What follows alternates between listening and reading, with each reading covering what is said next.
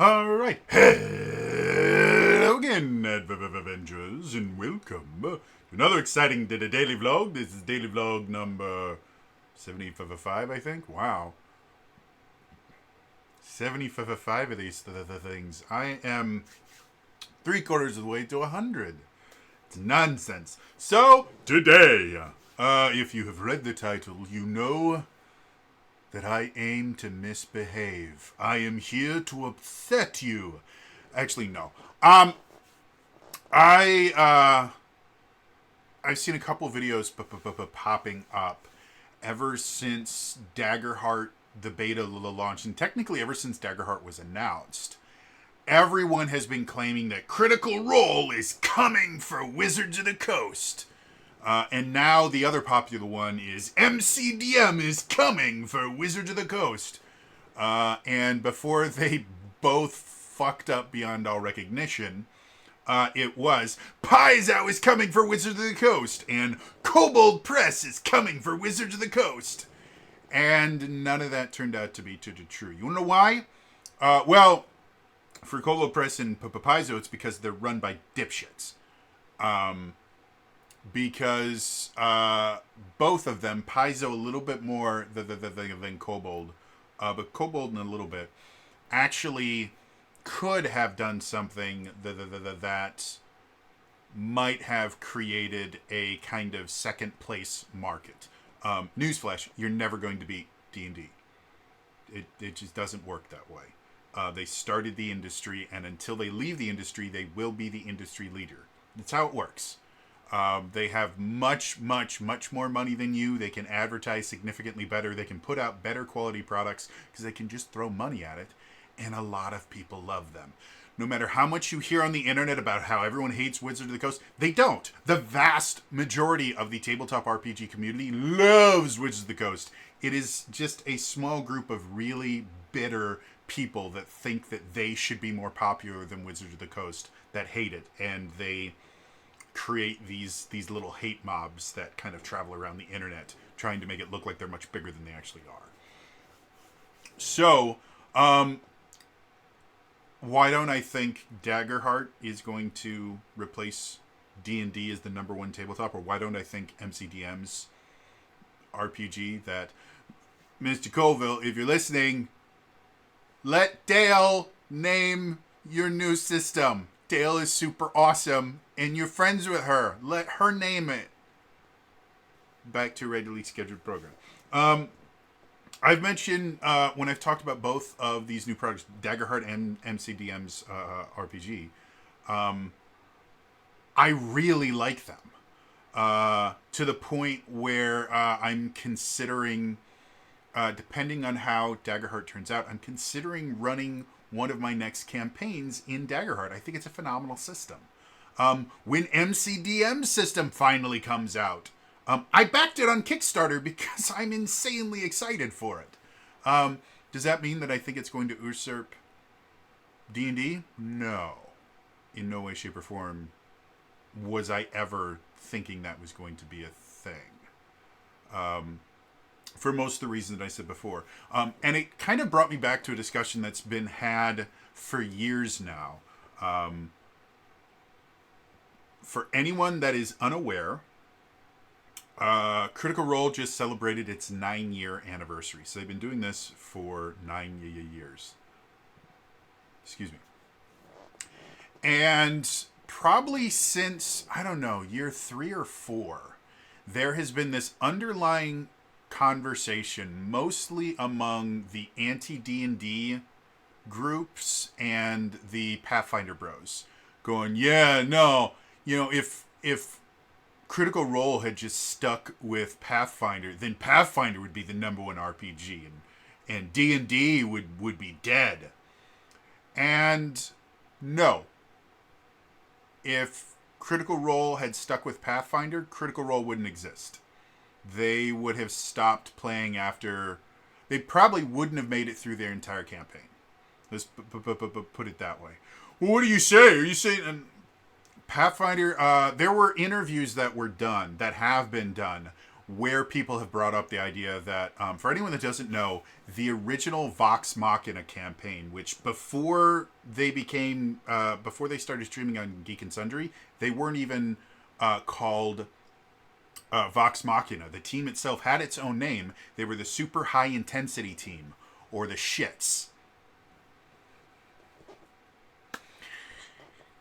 Yeah, this has been confirmed. It's one of the reasons we love them. They changed the name to Vox Machina because they didn't really think the Shits was going to fly with Geek and Sundry's legendary overlords. So they changed it to Vox Machina, which is a great name, don't get me wrong. I think Vox Machina is a phenomenal name, and the brand recognition it has now is insane. But when they were considering moving over to a stream game, they were talking to Felicia, one of the things that came up was the idea of running a Pathfinder campaign, especially kind of in the middle, where you were going to have kind of mid to high level characters, was just not viable for Twitch. It was too confusing. Pathfinder combat is too complex, and the audience would be lost shortly after initiative every single time. And that's not even mentioning the fact that Pathfinder combat, as you get, like, they started at level 10 in D&D, and I believe they were the same level in Pathfinder. So level 10 Pathfinder content and combat, you have a lot of tools at your disposal, and due to all of the floating modifiers and everything, the game would have slowed to a crawl literally every time they rolled initiative. And then other things like the system just is not viewer friendly. Now, a lot of people will bring up, it's like, whoa, well, there's all these other things that they stream Pathfinder games and people love them great, and they stream the 3rd edition games, and you said that 3rd edition is basically Pathfinder. And I haven't actually said that. I said Pathfinder is 3rd edition, and I mean, you can try and use the, I think it's the transitive property to go if A equals B, then B equals A.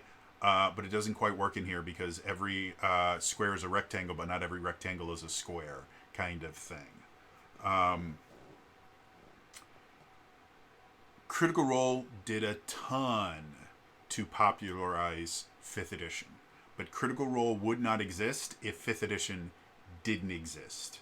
So the idea that Critical Role is somehow going to usurp Wizards of the Coast and D&D 5th edition, it's not happening. Because as cool as Daggerheart is, it's not 5th edition. It doesn't have the brand recognition. It doesn't have the ease of play. It is more confusing to run than your basic 5th edition game. Especially when you have to deal with the initiative. I talked about the action track, or whatever it's called, and how I think it's really, really interesting. And I don't think it's broken in any way, shape, or form. I think it is just a very different way to do kind of combat order. And I kind of hope that it stays pretty much the same as it is right now, because I think it's one of the things that makes Daggerheart really interesting from a playing standpoint and from a GM standpoint. However, from a viewing standpoint, it is a massive detriment, because the whole point of watching something is you need to understand enough of the rules to know when things are going well and when things are going poorly. And the problem with Daggerheart initiative-less combat is it starts becoming kind of confusing if you're not paying exact attention. Because in any other tabletop RPG that you'll stream, you will have a basic order that people are just used to seeing.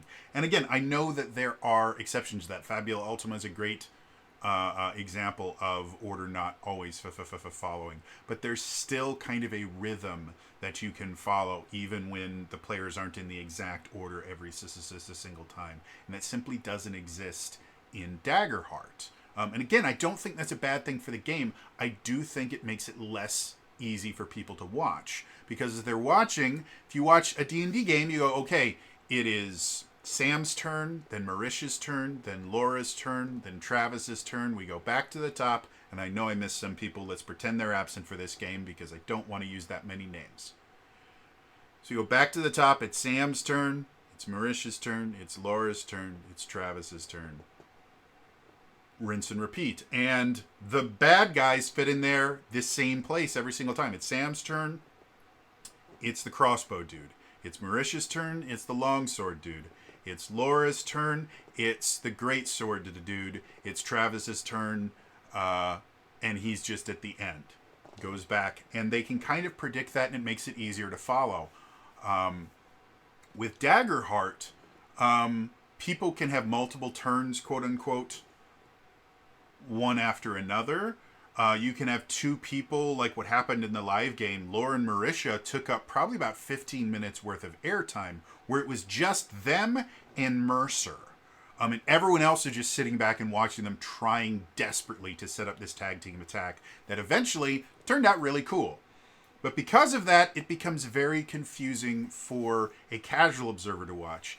And say what you will about Critters, at their peak, they were streaming to somewhere between 40 and 60,000 people every Thursday night. I will guarantee there were not 40 to 60,000 people that were, I think they were streaming to higher numbers than that, but let's use those numbers because they're easier for me.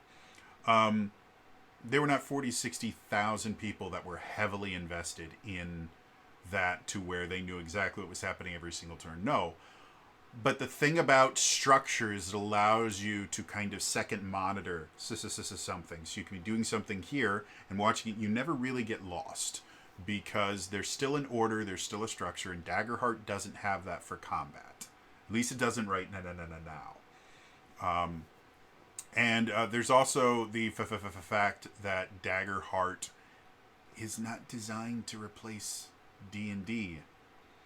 A lot of the people that like D&D like a lot of different aspects to it, and some of those things Daggerheart will kind of do.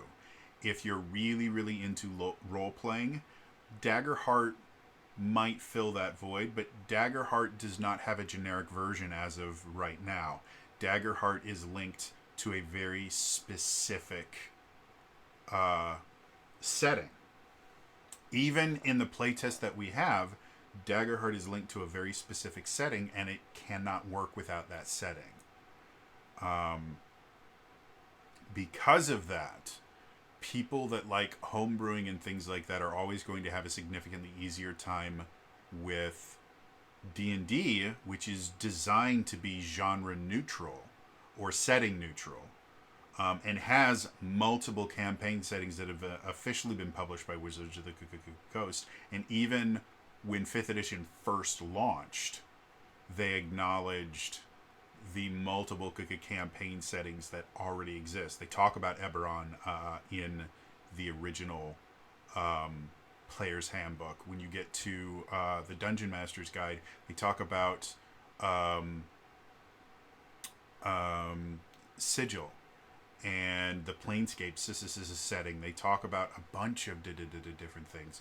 So D&D still has the advantage of it's technically campaign setting neutral, whereas Daggerheart, you have to play the game in their campaign setting as of right now. And if you want to play it in your own campaign setting, like if I wanted to translate my current D&D campaigns into Daggerheart, I would have to do a shit ton of work to do that, because Daggerheart is not designed to fit into my custom campaign setting. D&D is. And I'm going to assume something kind of similar for MCDM's RPG, because that's how most indie RPGs launch. If you look at the Cypher System is now campaign setting neutral. It was not when it started. It first started out as Numenera. And Numenera is a phenomenally awesome game. And so much of the Cypher System relates back to the original Numenera rules. You know, the idea of Numenera, like you would get experience points for exploring and discovering new things and learning new things. The whole point of Numenera is you're living in what's called the ninth world. And so the reason that ciphers were everywhere was because they were remnants of previous civilizations. You are the kind of ninth repetition of life on this planet, and you are constantly finding ruins and other things from the previous civilizations, which are massively advanced and just disappeared one day. So as much as the cipher system now is campaign setting neutral, it didn't start that way. And even now, like, again, I run a cipher system campaign for The Legend of Zelda, and even then I had to highly modify the system to be able to fit the Legend of Zelda kind of lore. And I had to create specific things that don't exist in The Legend of Zelda anywhere in the series to deal with the kind of cipher system and the random powers that you get. Cipher system is technically campaign setting neutral, but it's not quite as universal as D&D, where it's really just as long as you're playing something related to a fantasy style setting, you're good. So going back to the idea of if Critical Role had stuck with Pathfinder, it never would have been. Critical Role would have been dead on arrival. The only reason Critical Role is as big as it is today is because 5th edition D&D was effectively designed for Critical Role. Now, I'm not saying that Wizards of the Coast partnered up with Geek and Sundry to create this system. No, 5th edition had existed long before Critical Role was a thing. The D&D Next playtest had been going on for years beforehand, and it actually had released before Critical Role, a year before Critical Role was ever broadcast. So I'm not saying that Wizards of the Coast literally partnered with Geek and Sundry to create 5th edition so that they could create Critical Role. However, 5th edition, the design behind 5th edition was meant to work perfectly for a show like Critical Role. And I think one of the big reasons behind that is because Acquisitions Incorporated happened.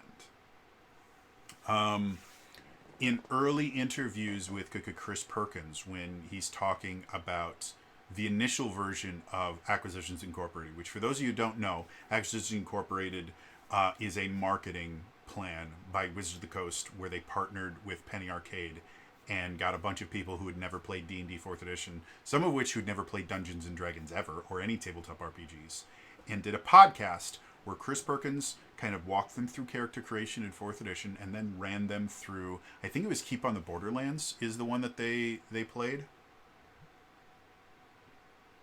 And it was extremely popular. And when they interviewed Chris Perkins about it and how popular it eventually became, one of the things he said way back then was, I believe D&D is a spectator sport. He thinks Dungeons & Dragons is fun to watch. And he was 100% correct. Acquisitions Incorporated was incredibly interesting to listen to. The second season, they brought on Will Wheaton, and that was even more fun, and they killed his character off, which was hilarious. And then the third quote-unquote season, they did live at, I think it was at Penny Arcade Expo. So they did a live session at Penny Arcade Expo, which was just done in a multi-purpose room with maybe 50 to 100 people watching. But they did film it. It exists on the internet. You can actually watch. You can listen to, if you go to the Acquisitions Incorporated website, you can listen to the first podcast and go all the way up through every single Acquisitions Incorporated episode that has ever existed. They're all on YouTube, to be perfectly honest. So they did the first live game to a very small audience, and it was a huge hit, and they uploaded it to the internet because that's where a large portion of their audience was, because there's a podcast before. And then they did the next live game, And they actually did it on stage, and they actually all wore costumes. They technically wore costumes for the first live game, but they were really kind of piecemeal, like El Cheapo ones. When they did the second game, everyone was in really nice costumes, and it looked amazing. They had Paul and Storm did live music for it, which was hilarious. It was amazing. All of those games were done in 4th edition. The next adventure, Wil Wheaton left, which is still debated as to why it happened up to this day. Though I think most people have kind of figured out, they put the pieces together. And they brought in Patrick Rothfuss. And that was when they switched. Oh, wait, no. The first time, the very next one, Wil Wheaton was still there. Yeah, no, Wil Wheaton was still there. But they switched over to D&D Next. And then the very next session after that was when Wil Wheaton left and Patrick Rothfuss joined. And the rest is history. So Chris Perkins was one of the designers of 5th edition. He has been a staple at Wizards of the Coast for forever. He helped design 4th edition. I guarantee a lot of the input that makes 5th edition so easy to watch came from Chris Perkins, because he knew what it could be. The Acquisitions Incorporated shows were phenomenal marketing that opened up a brand new group of people to playing tabletop role-playing games that had never done it before. It was phenomenal, and it still continues to be phenomenal. It spawned a bunch of other official Wizards of the Coast stuff. Dice Camera Action was really, really huge until things happened that we're not going to talk about, but they were absolute bullshit and shouldn't have happened. They had a bunch of other D&D games. They had one that was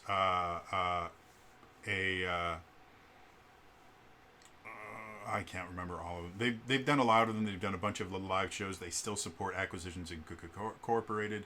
Back in the 4th edition days, Chris Perkins would just do live shows with random things. Like he did a live show or a recorded show with the Robot Chicken people, where he got them all together. He gave them some, I think I can't remember if he made the characters with them or he gave them some pre-gens, and he ran them through a thing that also exists on the interwebs.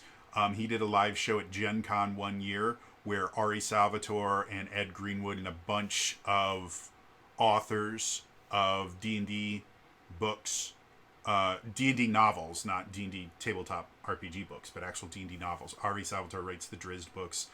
Ed Greenwood's the guy that created the Forgotten Realms, and he writes the Elminster books. There's a bunch of other ones. He did a live game where someone in the audience got to come up and play with these guys, and he has been pushing for D&D to be a spectator sport for over a decade. And he's been doing it incredibly successfully. So when I say that 5th edition was created for Critical Role, that's what I mean. It was created to support a show exactly like that, because they had already been doing that for 4 years before Critical Role was a thing. And does that mean that Critical Role had no effect on the popularity of D&D? Absolutely not. The fact that Critical Role succeeded so well absolutely spread the message of 5th edition did a D&D and made it more popular. But Critical Role would not have ever existed if D&D 5th edition was not already created to work perfectly for that particular format. Stranger Things kind of did this same thing, and I firmly believe that Stranger Things probably would not have lent so hard on D&D if D&D had not already been popularized a little bit by Critical Role, by The Big Bang Theory, and by very slowly but surely. I mean, The Big Bang Theory really had this massive effect in general, which is insulting because I don't understand how people don't get this. People often could claim that Big Bang Theory was this huge win for geeks in general. It wasn't. The geeks were the butt of the joke. like The Big Bang Theory for the first like 6 seasons, it was just making fun of geeks and nerds. Like, that's what it was. Watch the early Big Bang Theory stuff, and they just present the nerds as completely incapable of interacting with the real world and stuck in their own. And they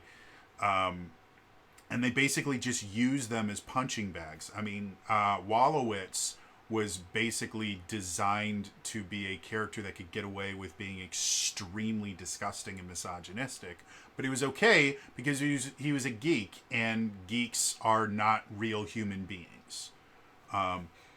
So I used to be a big fan of the Big Bang Theory, and then I just started realizing that they were just attacking people like me, and I very quickly fell out of love with it.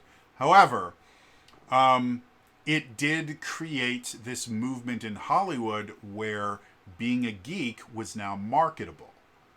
And so on late night TV and talk shows and the things like that, they were starting to ask geeky questions. Hey, do you play video games? Do you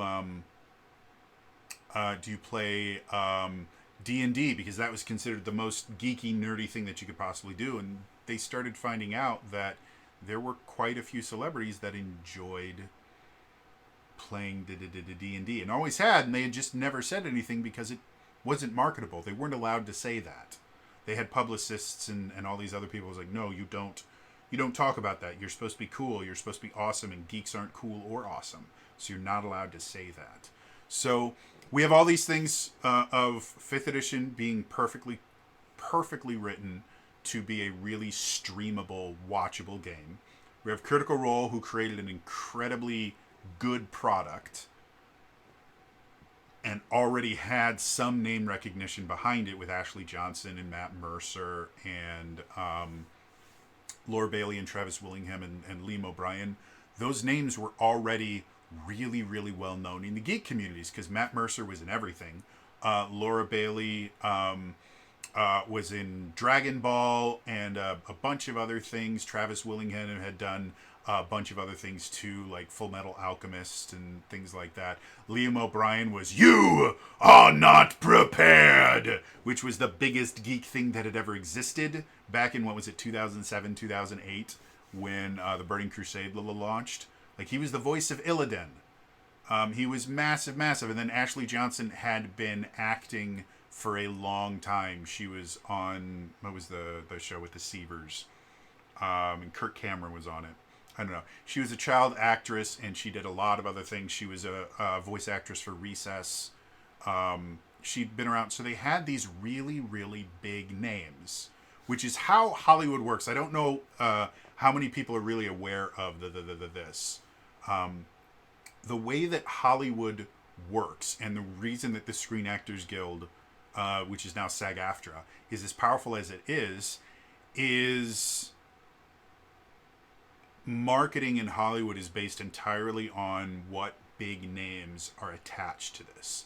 And SAG-AFTRA ensures that is how it stays. It was one of the reasons why Netflix got so many people got mad at Netflix when it started getting big, because they weren't doing things the way that you were supposed to. You weren't using a big name to advertise your stuff. They would hire actors that had little to no experience, and then those actors are little to no name recognition. Like Orange is the New Black, the biggest name they had in there was Laura Prepon, because she was on That 70s Show. And they didn't lean incredibly hard into saying, and this is Laura Prepon's new show. They didn't. They advertised Taylor Schilling and the rest of the ensemble. I guess they also had Kate Mulgrew on there, but she had kind of dropped off pretty intensely after Voyager went off. It wasn't really until was it House of Cards, where they started kind of getting in line with how Hollywood is supposed to work, where they had Kevin Spacey and Robin, what's her name? She was in The Princess Bride. She played the wife. and Cape Mara, and they had big names there. But they also had all these other shows that they would just use nobodies in, and that's not how it's supposed to work. You're not allowed to do that. And so, getting back to Critical Role and everything, they did everything that you're supposed to do in Hollywood to make it a success, and it was. I think Critical Role was one of the big reasons why SAG-AFTRA started treating voice actors with more respect. Because up until, I think it was around when Critical Role launched, or a little bit before that, maybe, I don't know. I think it was a little after. Like, Matt Mercer had been a SAG member for years. And so had a lot of other voice actors. No one gave a flying fuck about voice actors. That was why there was a huge strike. I want to say it was in 2016. There was a big old strike, specifically for voice actors, because voice actors are getting just destroyed with just unsafe working conditions and things like that. And SAG-AFTRA, and this, it's not that it just started happening in 2016. No, it had been happening for 30 years. SAG-AFTRA didn't give a flying fuck because they weren't the names. And that's all SAG has ever actually cared about, is as long as they control the names, then they have all the power in Hollywood. And Netflix did things that pissed off SAG-AFTRA, and then very quickly fell in line when they started getting Academy Award nominations and things like that, and Emmy nominations. And now they work exactly the way like the rest of Hollywood does. Like, even, I mean, if you think about something like Stranger Things, yes, all of the kids were no names, and now Millie Bobby Brown is huge. However, Winona Ryder was the one that was on every single one of the advertisements before it launched. Nobody gave a flying fuck about the kids because they weren't the names. So anyway, enough about how Hollywood sucks. So 5th edition was specifically designed for streaming. And then it got paired with a really talented group of streamers that were called Critical Role. And then Legendary pumped a bunch of money into it to do things like create that really awesome intro, and they remade the set a couple times to do things, despite the fact that they didn't invest in the Twitch channel at all. They were investing marketing and stuff like that, and they were trying to use Critical Role to sell alpha. Yeah, there were tons and tons and tons and tons and tons of things that just worked in Critical Role's favor. That if they'd chosen any other system, they just would have been a blip, and nobody would be watching them anymore. It's the reason why Dimension 20 is primarily D&D 5th edition. And it's the reason why Daggerheart's not going to dethrone D&D. Doesn't matter how many of these morons on D&D YouTube say, yeah, Wizards of the Coast is finally done. They're worried about... They're not. They really aren't. MCDM's RPG is not going to, because, again, he pitched it in his Kickstarter that this is not a game designed for everyone. It's designed for a very specific subgroup of players that are like Matt Colville.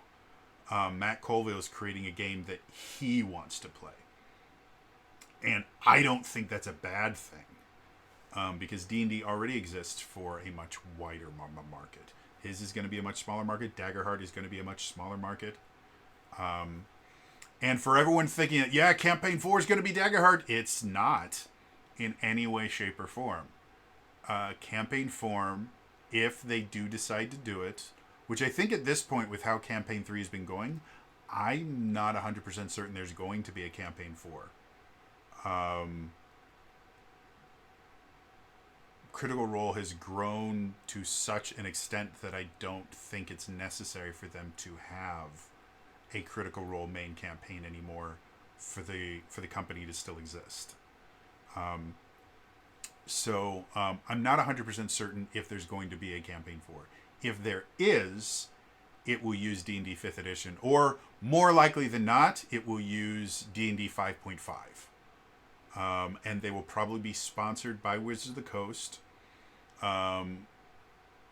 because Wizards of the Coast understands what a great marketing tool, and Hasbro understands what a great marketing tool Critical Role is, as they have been sponsored by them for years. I think all of Campaign 2 was sponsored by D&D Beyond. So, yeah, for everyone going, yeah, Daggerheart means that no more D&D. Nope, not happening. It's just not happening. And it really shouldn't. Like, everyone that has this massive hate boner for Wizards of the Coast, for the most part, has a massive hate boner because they believe outright lies. When that article came out about how in the tabletop RPG community, people just lie about sexual assault and all these horrible things to hurt their competitors. They talk specifically about, like, one of the big things that people used to hate about D&D, and it was one of the things that people praised when those layoffs came off, was Mike Mearls. For anyone that doesn't know, Mike Mearls used to work on Dungeons & Dragons. He was one of the architects of 4th edition. He was one of the architects of 5th edition. He was an essential part of D&D for decades. People on 4chan made up a rumor that Mike Mearls people had complained specifically to Mike Mearls, or he had somehow been involved in the complaint process about, I can't remember the dude's name, but the guy that the whole article was about, that all the accusations against him were completely fabricated. They never existed. Well, these people on 4chan created this bold-faced lie that Mike Mearls had found out about the accusations and had taken the contact information of the people that made the accusations and gave it to the person that the accusations were about so that he could threaten them into silence. A lot of people still believe this was a real thing. It never was. It was a bold-faced lie. It was completely made up. The people that made it up, it was on a troll board. It was intentionally designed to be so nonsense that no one could believe it. But there's enough people with hate boners for Wizards of the Coast that they decided to just accept it, despite the fact that there's never been any evidence of it. It has never been corroborated because, again, it was completely fabricated. And all of the accusations against this particular creator, that I can't remember his name, have been proven to be false. Like, none of it ever actually happened. But enough people had a hate boner that people praised when Mearls was laid off, because they felt that he was helping to protect a predator. And he wasn't. He never was. But that is where most of the people that have these massive hate boners for Wizards of the Coast, they believe a bunch of lies. The OGL debacle was a bold-faced lie.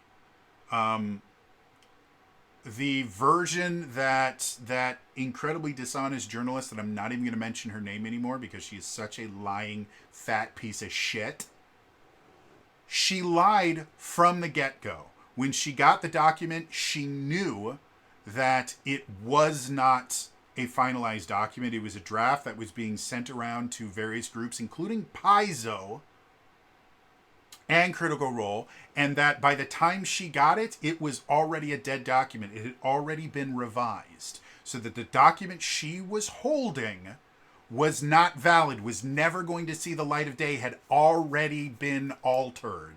And this has all come out afterwards, and the people with hate boners don't really care about it. So she lied, she manipulated, she did everything she could so that she could get a better career. And then she got fired because she's a god-awful journalist and is now trying to start her own journalism company that is probably going to crash and burn because she doesn't understand the first rule of journalism is you have to be trustworthy to be a journalist. If people don't believe you, they won't read your bullshit. So everyone that hates Wizards of the Coast because they were trying to steal people's... They never were. They had already, by the time the OGL was leaked, they had already gotten rid of the the pay things. And we figured that out really quickly because it was less than a week after, or I think it's maybe a little over a week, but it was within a week, let's put it that way, of the leak happening. They released a new version of the OGL that had no royalties attached to it. So the big thing that everyone was freaking out about had already been taken out. And people tried to dispute that. It's like, no, you guys took that out because we canceled, a few thousand D&D Beyond accounts. No, it takes longer than a week to revise a document. The document that was released that quickly was pretty damn close to the document that already existed. And they made a few minor changes because in the business world, you cannot change a legal document in a week. Doesn't work that way, especially not with a company as large as Wizard of the Coast and Hasbro, because again, none of this stuff was happening without Hasbro leading the charge. So no, like they were fighting tooth and nail just to get the 1.2 out. And then, after people said we don't like that, they released the entire thing to Creative Commons, and there is no issue. The people that still have issues as Wizards of the Coast believed lies or just don't like Wizards of the Coast because they're contrarian, because they just wish that their personal RPG was the most popular one or whatever. There's no reason to hate Wizards of the Coast. The whole AI bullshit, everyone's freaking out about Wizards of the Coast is using AI. First of all, they have never used AI in a single product. Yes, they have. In that one thing, we found those hands that were fucked up. Wizards of the Coast didn't use AI. One of their artists, whom they'd been working with for like 4 or 6 years, who had never used AI ever because it didn't exist, decided to use AI on his own artwork that was trained using his own artwork because it gave it a different feel, and he actually thinks AI is an interesting tool for artists to use to give different feelings for their art. As soon as Wizards of the Coast found out about it, they got rid of it. Wizards of the Coast has never been okay with AI. And there's been this new thing that has been coming out that everyone's like, oh, well, this dude over at Hasbro says he's really thinking about the future of AI. Guess what, guys? I'm going to blow your mind here. AI has existed since the 80s. Oh my God! Every fucking video game you've ever played has AI. No one has ever had a problem with AI until a bunch of artists got pissed off that AI was finally coming for their jobs. Let's ignore the fact that automation has been replacing jobs since the 1900s. Now that it's affecting artists, now it's a bad thing. Nope, it doesn't work that way. You didn't give a flying fuck when everyone else was losing their jobs over this. You don't get to make us all scream and cry and freak out about it now that your job is finally on the chopping block.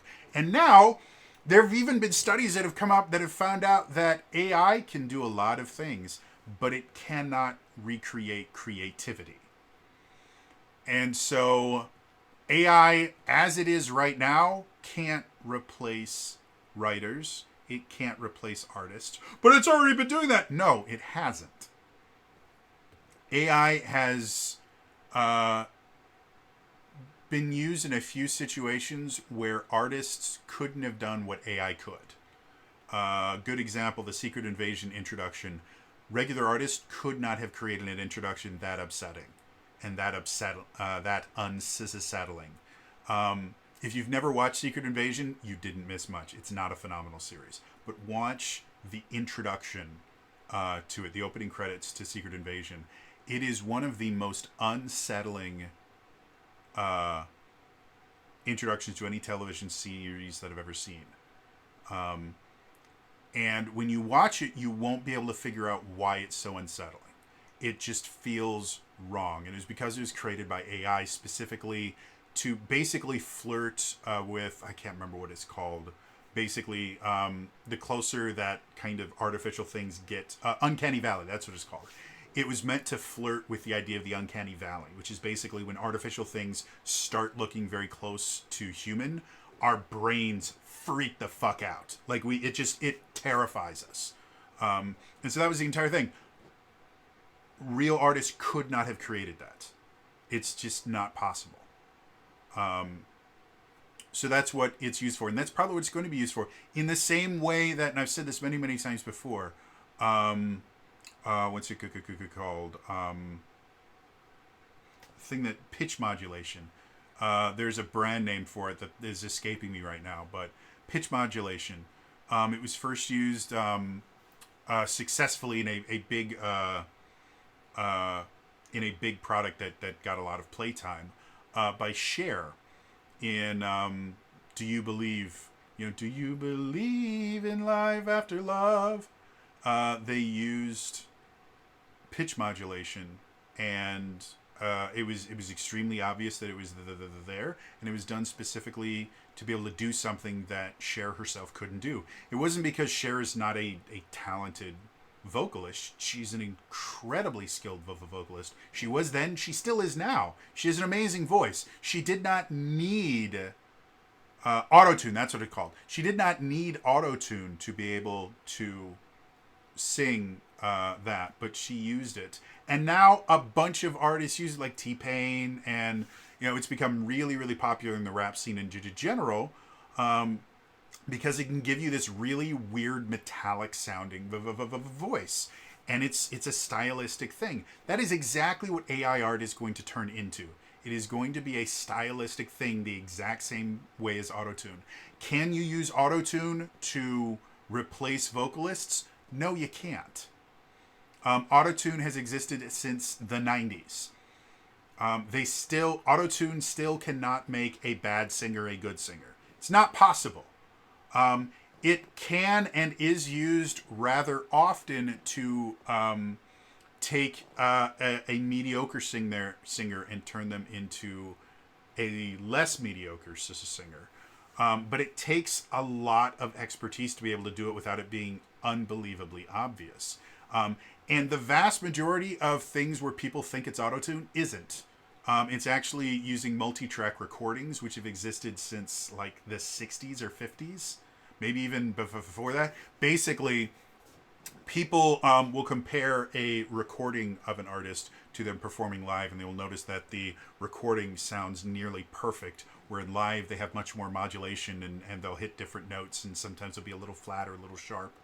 They'll go, ha! It means that they auto-tune their their recording. No, it doesn't. The way that recording in a studio works is you record the song, and then you go back, and anytime there's any imperfection, you will re-record just that part over and over and over again until you get the exact perfect take. And so any recording that you hear on the web or anything like that has been, you're probably listening to at least a dozen different recordings that have been spliced and put together to get a single perfect recording. It has nothing to do with autotune. The vast majority of artists don't generally tend to use autotune because it's not really that reliable, and it takes a fair amount of expertise to make it not happen. Whereas it's significantly easier and cheaper to simply just re-record it, 5 or 6 times until you actually get the pitch that you want. It's exceedingly rare for an artist to have to rely on autotune specifically to get the perfect performance. There's significantly easier ways that have existed for decades that don't rely on that. And so, yeah, everybody that's getting mad at Wizards of the Coast, just go fuck yourselves at this point. All right, I'm done playing these games. Do I think Wizards of the Coast is a blameless company? No. The whole thing with the Pinkertons, it was a dumb move. But I don't think it was done sadistically. I don't think they're an evil, disgusting company. I think somebody at Hasbro had a lot of money, and the Pinkertons are a very reputable company when it comes to getting the job done. Is it okay? Does that make it okay? No. But it doesn't mean that everybody at the company is evil and disgusting. And that, no, it was just they hired the best company to get what they wanted. This is how it works. It was stupid. But it also had nothing to do with D&D. It barely had anything to do with Wizards of the Coast. It was a Hasbro decision, and it was a dumb decision at that. And if you guys knew how many stupid decisions happen at major corporations, it would blow your mind. Stupid decisions happen literally every day a week and 7 times on Sunday. it's how businesses are run. It's because a lot of people in the upper echelons of a business either have never worked in the lower echelons or have not worked there in so long that they've forgotten how the business actually works. So yeah, stop with all this bullshit of Daggerheart's coming for. It's not. It fills a different niche, and it's a really cool game right now. I'm interested to. I'm working on setting up running a one shot for some people that I'm hoping I'm going to be able to stream and hopefully upload to the YouTube channel. If not, I will have it available somewhere for you guys to be able to see how the game really runs.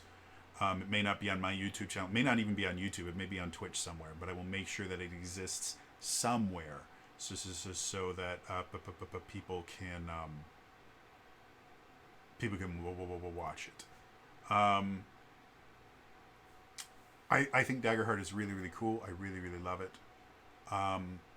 My one issue with Daggerheart right now is the fact that it doesn't exist in a large enough format that I would ever want to run a campaign in it. It is simply too limited right now to run a campaign. And I mentioned in my, if you wanted to run a campaign, you theoretically could, because they have levels 1 to 10 and they have a decent amount. But you still, basically every level, you get a choice between generally 2 abilities per domain.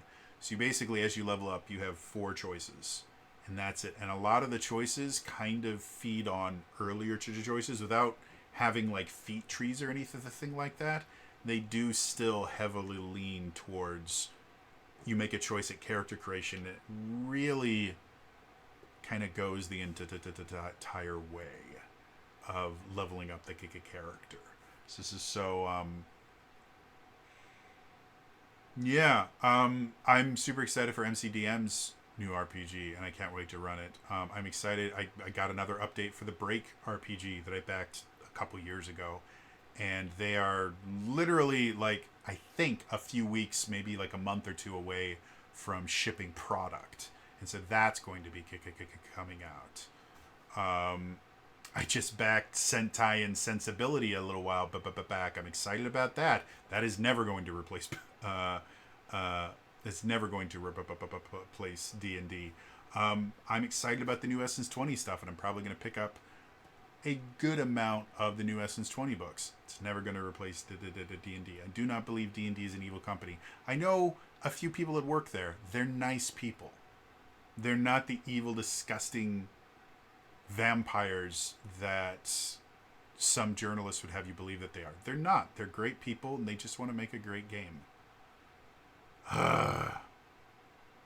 I promise tomorrow I will do something that is not even tangentially related to Daggerheart, because I'm sure you guys are probably getting burnt out on this. But anyway, that's all for me today. I will see you guys next time. All right? Bye-bye.